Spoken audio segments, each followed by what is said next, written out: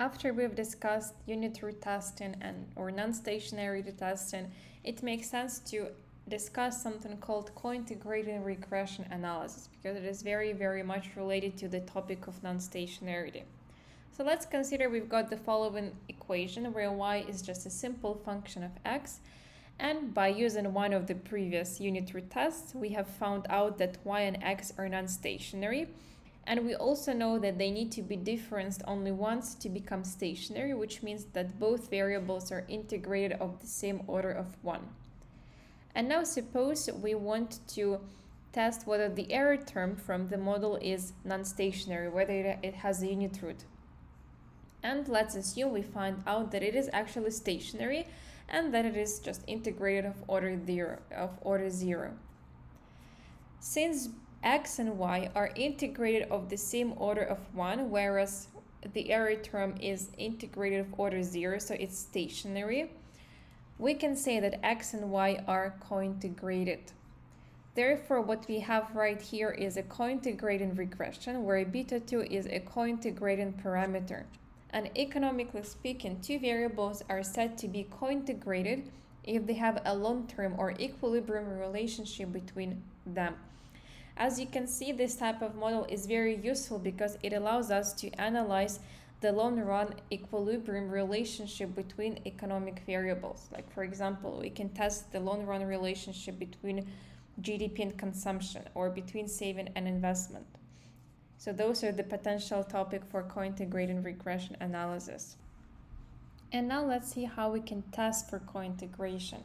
There is a test called Engle-Granger or Augmented Engle-Granger test, which allows us to see if our variables are cointegrated.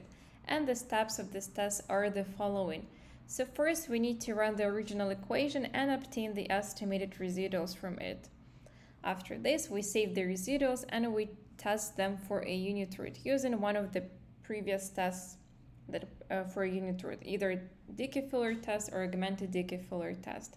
And the decision rule is the following. So if a unit root test shows that the error term is stationary, then we reject the null of no cointegration. So we say that y and x are cointegrated. So there is a long-run relationship between the two variables. However, if the error term is found to be non-stationary, then we have to accept the null of no cointegration. So we say that y and x are not cointegrated, so there is no long-run relationship between the two variables. If our variables are found to be cointegrated, we can estimate a special type of a model called an error correction model. And I say that it is special because this model allows us to estimate both short-run and long-run dynamics within the same framework. So if you would like to run an error correction model, this is how it is constructed. So we take the first differences of the dependent variable and we regress them on the first differences of the independent variable and also on the left residual.